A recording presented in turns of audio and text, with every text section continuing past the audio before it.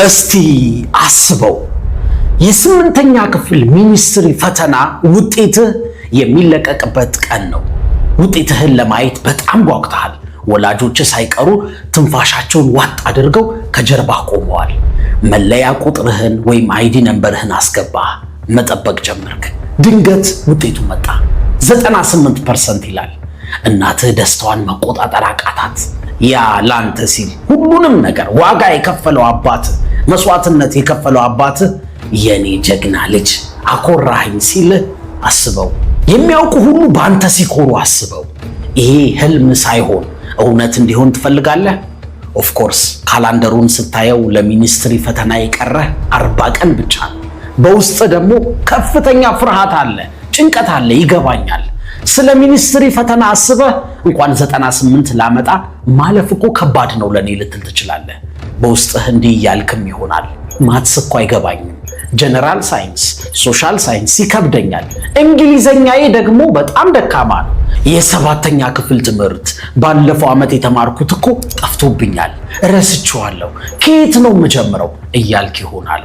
ከሁሉም ከባዱ ደግሞ ብወድቅስ የሚለው ጥያቄ ነው። አንተን የሚጠብቅ ደግሞ ቤተሰብ አለ። እስቲ አንድ የሚገርም ነገር ልንገርህ። ውጤትህ የሚወሰነው እስካሁን በነበረህ ጉብዝና ወይም ስንፍና አይደለም። ውጤትህ የሚወሰነው በሚቀጥሉት 40 ቀናት በቀሩ ጊዜያት በምታደርገው ጥረት ብቻ ነው። ባለፈው ዓመት በነበረህ ውጤት ጎበዝ ልትሆን ትችላለህ፣ ሰነፍ ልትሆን ትችላለህ። ትምህርት ቤትህ የግል ትምህርት ቤት ሊሆን ይችላል፣ የመንግስት ትምህርት ቤት ሊሆን ይችላል።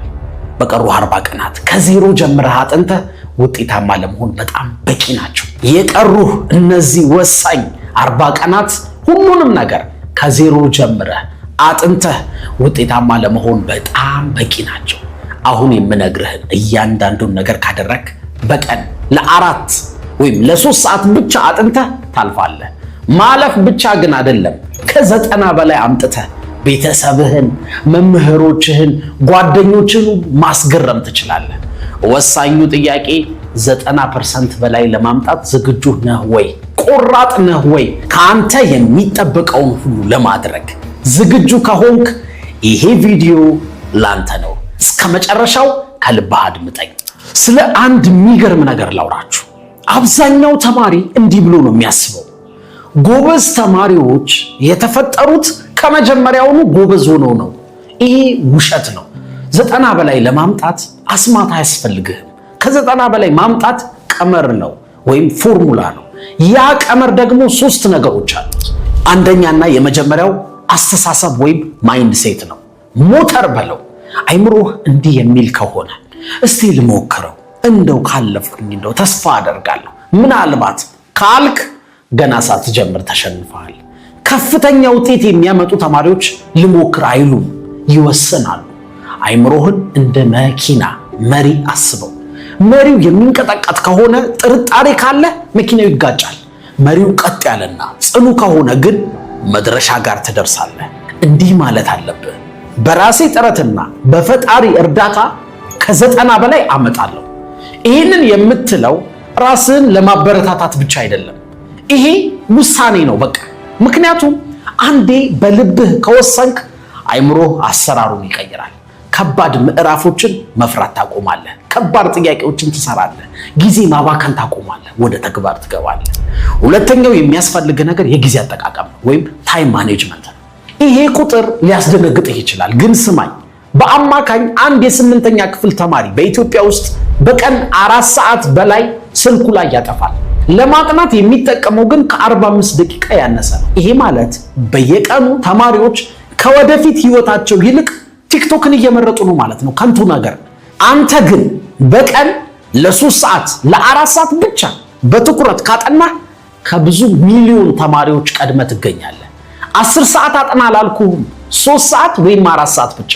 ሌላ ነገር ልንገርህ፣ ብዙ ልጆች ማጥናት ይፈልጋሉ፣ ፍላጎቱ አላቸው፣ ግን ከየት እንደሚጀምሩ አያውቁም። የ7ኛ ክፍል ልጀምር፣ የ8ኛ ክፍል ልጀምር ይላሉ። 7ና 8 ብቻቸውን አንድ ላይ ከ60 በላይ ምዕራፎች አላቸው። ማትስ፣ ሶሻል ሳይንስ፣ ጀነራል ሳይንስ፣ ሲቲዝንሺፕ፣ እንግሊዘኛ፣ አማርኛ። አስበው ብዛቱ። በቃ ዝም ብዬ በዘፈቀደ ልጀምር ብለህ ካልክ ይበዛብህና ተስፋ ትቆርጣለህ። አጥንቼ እኮ አልጨርስም ትላለህ። ስለዚህ የጥናት እቅድ ያስፈልጋል። ምን እንደምታጠና፣ መቼ እንደምታጠና፣ እንዴት ጥያቄዎችን ልምምድ እንደምታደርግ ማወቅ አለብህ። ምክንያቱም ነገሮች ግልጽ ከሆኑልህ መፍራት ታቆማለህ።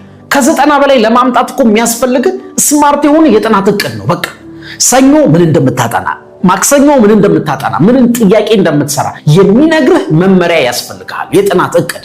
ለዛ ነው እኛ የ40 ቀን የጥናት ፕሮግራም ያዘጋጀነው። ሶስተኛውና የመጨረሻው በጣም የሚያስፈልግ ነገር ዲሲፕሊን ነው። ይኸውልህ ሞቲቬትድ መሆን ወይም መነሳሳት ጊዜያዊ ስሜት ነው፣ ይጠፋል። ዲሲፕሊን ግን ቋሚ ልማድ ነው። የምታደንቀው ማንኛውም ጎበዝ ተማሪ፣ እግር ኳስ ተጫዋችም ይሆናል፣ ታዋቂ ሰውም ይሆናል፣ ሁልጊዜ የመስራት የማጥናት ስሜቱ ኖሮት አይደለም የሚያጠናው። ስሜቱ ባይኖረውም እየደበረውም ይሰራል፣ ያጠናል። ጎበዙ ተማሪ እንደዛ ነው የሚያደርገው። ስለዚህ ይሄንን እወቅ። በቀን 3 ሰዓት 4 ሰዓት ለ40 ቀናት በተከታታይ ብታጠና ያ ማለት ወደ 160 ሰዓት ማለት ነው። ይሄ ውጤትህን ሙሉ በሙሉ ለመቀየር ከበቂ በላይ።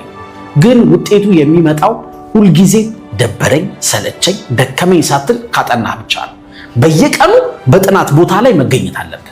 3 ነገሮች አወራን አይደለ? መጀመሪያ ማይንድ ሴት አልኳችሁ፣ ከዛ የጊዜ አጠቃቀም፣ ከዛ ዲሲፕሊን። እነዚህ 3 ነገሮች ካደረግ ከ90 በላይ ታመጣለህ። አንዱ ከጎደለ ግን ውጤትህ ይቀንሳል። 3ቱንም ከያዝክ ግን በህይወትህ አንተ አሸናፊ ትሆናለህ። በትምህርት ብቻ አይደለም፣ በህይወትህ ሁሉ ዊን ታደርጋለህ። አብዛኞቹ ተማሪዎች የሚወድቁት ሰነፍ ስለሆኑ አይደለም። የሚወድቁት ቅድም እንዳልኳችሁ እንዴት ስማርት በሆነ መንገድ በፕሮግራም እንደሚያጠኑ ስለማያውቁ ነው። ስለዚህ ሲስተሙን ላሳየህ። እስቲ አስበው። ጠዋት ትነሳለህ። ዛሬም ማጠናው ይሄን ትምህርት ነው፣ ይሄንን ዩኒት ነው።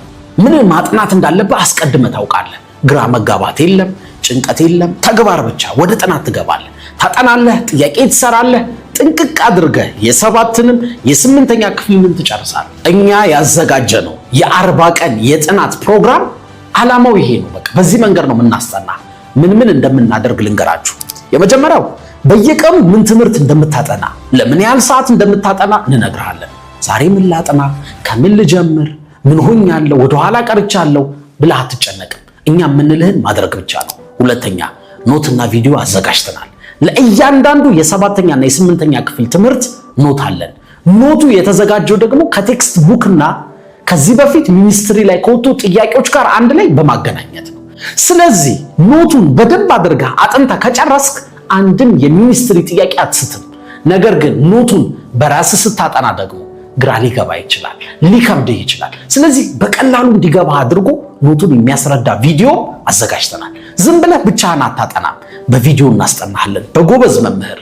ከዚህ በፊት ትምህርቱ ግራ ገብቶ ቢሆን እንኳን መምህሮቻችን ሁሉንም ነገር ከዜሮ ጀምረው በቀላል መንገድ ያስረዱሃል። ስለዚህ ሳይገባህ የሚያልፍ ነገር አይኖርም። ሶስተኛ የልምምድ ጥያቄዎችን እናሰራሃለን። በጣም ብዙ ጥያቄ ትሰራለህ። የሚኒስትሪ፣ የሞዴል በየቻፕተሩ ያለፉ ዓመታትን የብሔራዊ ፈተና ጥያቄዎችን አብረን እንለማመዳለን። ስለዚህ ፈተና ክፍል ስትገባ የሚኒስትሪ ጥያቄዎች አዲስ አይሆኑብህም፣ ላጠላጥ ነው የምታደርጋቸው። አራተኛ ሞዴል ፈተናዎችን እንፈትንሃለን። እውነተኛውን ፈተና አስቀድመህ ትለማመደዋለህ።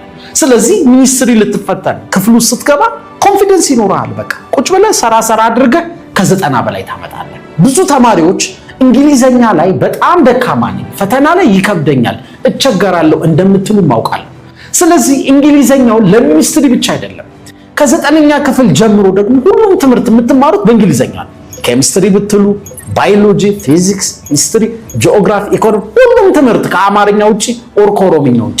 ስለዚህ እንግሊዘኛ ለዚህ ፈተና ብቻ ሳይሆን ለቀጣይ ህይወትህ በጣም ቁልፍ ነው፣ ዩኒቨርሲቲ ብትገባ። ስለዚህ የኛ እንግሊዘኛ መምህር ደግሞ ለዚህ ፈተና ብቻ አይደለም የሚያዘጋጅ፣ ቋንቋውን እንድትወደው ነው የሚያደርግ እንግሊዘኛ። እሱ አስተምሮ ለሚኒስትሪ እንግሊዘኛን በሙሉ ኮንፊደንስ በራስ መተማመን ምርጥ አድርገህ ነው የምትሰራው። ስለዚህ ምንድነው የምናደርገው? ትምህርቱን የምንጨርሰው እስከ ግንቦት 30 ነው፣ በ40 ቀን ውስጥ። የፊታችን ቅዳሜ እንጀምራለን። ከዛ ሞዴል ፈተና ሰኔ 1 እና 2 ይኖረናል። ዋናው ፈተናችሁ ደግሞ ከሰኔ 3 በኋላ እንደሆነ እናውቃለን። ነገር ግን ተጨማሪ ቀናት ካገኘን 2ኛና 3ኛ ዙር ሞዴል እንፈትናቸዋለን፣ በደንብ እንድትለማመዱ ማለት ነው። ከዛ ይሄንን ስታደርግ ቀኑን አባከንኩት፣ ፈተና ደረሰ፣ ከሌላው ተማሪ እኮ በጣም ወደኋላ ቀርቻለሁ፣ ሰነፍ ያለው ብለህ መጨነቅ መፍራት ታቆማለህ። ዲሲፕሊን እንዲኖርህ ደግሞ እኛ በየቀኑ እንከታተላለን። በጠዋት የዕለቱን ፕሮግራም እንነግራለን። ማታም ተነስ፣ የዛሬውን ጨርስ፣ በርታ፣ ሳታጠና እንዳትተኛ እንልሃለን። ጠዋትም ማታም መልእክት እንልክልሃለን። ምርጥ ውጤት እስክታመጣ ድረስ ከጎንህ ነን፣ አንላቀቅም። በተጨማሪም ፈተና ክፍል ስትገባ እንዳትደነግጥ፣ እንዳትረበሽ የፈተና ስነልቦና ወይም ኤግዛም ሳይኮሎጂ እንነግርሃለን። ምክንያቱም ጭንቀትን እንዴት መቆጣጠር እንዳለብህ፣ ፈተና ክፍሉ ስትገባ ጊዜህን በአግባቡ እንዴት መጠቀም እንዳለብህም እንነግርሃለን። ይህንን ሁሉ አድርገንልህ አንተ እንዴት ነው ከ90 በላይ የማታመጣው? 95 98 የማታመጣው? ቅድም ያልኩህን የቤተሰብ ደስታና ኩራት የምታሳካው አሁን ያልኩህን በሙሉ ስታደርግ ነው። አሁን በደንብ አድምጠኝ። እዚህ ጋር ብዙ ተማሪዎች ሊያመነቱ ይችላሉ፣ በኋላ ግን ይቆጫቸዋል። አንተ ሁለት ምርጫ አለ። አንደኛው ምርጫ ምን መሰለ? ያው ሁልጊዜ እንደምታደርገው ሁሌ በምታጠናበት መንገድ መቀጠል። ከዛ ትጨናነቃለህ፣ ግራ ትጋባለህ፣ የሆነ ተአምር እንዲፈጠር ተስፋ ታደርጋለህ። ሁለተኛው ምርጫ ደግሞ በጥናት ፕሮግራም ቀጥ ለጥ ብለህ ትመራለህ፣ በዲስፕሊን ታጠናለህ፣ ከዛ ምርጥ ውጤት ታመጣለህ። እሺ አሁኑኑ ጀምራለሁ የ40 ቀኑን ጥናት ምን ላድርግ ካልክ መጀመሪያ ከፕሌይ ስቶር ላይ ፊውቸርኤክስ የሚለውን አፕሊኬሽን ስልክ ላይ ጫነው። አፕሊኬሽኑን ክፈተውና ሆም ላይ ከፊት የፊውቸርኤክስን ክብ ምልክት ነክተህ ግሬድ 7 and 8 የሚለውን ምረጥ። ከዛ ፊት ለፊት የ40 ቀን የጥናት ፕሮግራም የሚለውን ንካው። ከዛ የመጀመሪያውን ሳምንት የጥናት ፕሮግራሙን፣ ኖቱን፣ ቪዲዮውን፣ የመለማመጃ የሚኒስትሪ ጥያቄዎችን ሁሉ በነፃ ክፈትና እያቸው፣ ተለማመድባቸው። የመጀመሪያውን ምዕራፍ ስትጨርስ ለዓመታት ትምህርት ቤት ውስጥ ያልተሰማ ስሜት ይሰማሃል። በራስ መተማመን፣ ለካ ትምህርቱ እንደዚህ በጣም ቀላል ነው ትላለህ። ከዛ ሁሉንም ነገር ከናንተ ጋር ማጥናት ፈልጋለሁ፣ ወድጄዋለሁ ካልክ ፊት ለፊት አፕሊኬሽኑ ላይ አሁን እንዴት ልጀምር የሚለውን ነክተህ እዛ ላይ የሚልህን ነገር በሙሉ ታደርጋለህ ማለት ነው። ከዛ ወዲያውኑ መጀመር ነው። መጀመሪያ በነፃ ትሞክራለህ። ሁሉንም ማግኘት ከፈለክ ደግሞ ትከፍላለህ ማለት ነው። 3 የክፍያ አማራጭ አለ። አንደኛ አንድ የትምህርት አይነት ብቻ ነው የምፈልገው ካልክ፣ ለምሳሌ እኔ የሚከብደኝ ማትስ ነው፣ ስለዚህ የ7ኛ ክፍል ማትስ ብቻ እንድታስጠኑኝ ነው የምፈልገው ካልክ 500 ብር አንዱን ኮርስ ትገዛለህ። ከዛ አይ ጀነራል ሳይንስን እፈልጋለሁ ካልክ ሌላ 500 ብር ትጨምራለህ ማለት ነው። ሁለተኛው ደግሞ አንድ የክፍል ደረጃ ሙሉን ማግኘት ነው። እኔ 7ኛ ነኝ፣ ስለዚህ የ7ን ሁሉንም ትምህርቶች ነው የምፈልገው ካልክ ሁሉንም በ1500 ታገኛለህ።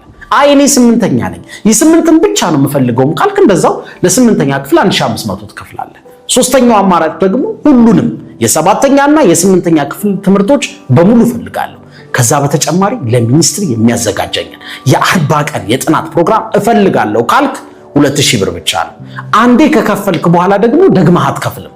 ከ40 ቀናት በኋላ አንዱን ነገር ትላለህ፣ በራሴ ኮራው እንኳን አጠናው ትላለህ። ወይ ደግሞ ቆጭቶ ምን ነው በፕሮግራም ባጠናው ኖሮ ትላለህ። ስለዚህ እንደ ሁለተኛው ተማሪ እንዳይቆጭህ ቶሎ ወስን። ወላጆችህ ላንተ ሲሉ ብዙ መስዋዕትነት ከፍለዋል። አሁን ተራው ያንተ ነው። ዛሬውኑ ቆራጥ ሁንና ጀምር። ሲስተሙን የ40 ቀን ጥናቱን ተከተል። በቀን ቢያንስ 3 ሰዓት 4 ሰዓት አጥና። የምንልህን አድርግ። ከ90 በላይ ታመጣለህ። ዛሬ የምትወስነው ውሳኔ ነገ ቤተሰብህን ያኮራል። በፊውቸርኤክስ እንገናኝ። ጨርሰናል። ይሄንን ቪዲዮ ዘግይቼ ካየሁትስ ካልክ ሰኔ ሲደርስ ጥቂት ሳምንታት ቢቀሩም እንኳን ተስፋ እንዳትቆርጥ። ዝም ብለህ ከምትቀመጥ ይልቅ ዛሬውኑ ብትጀምር ውጤትን ከፍ ያደርገዋል።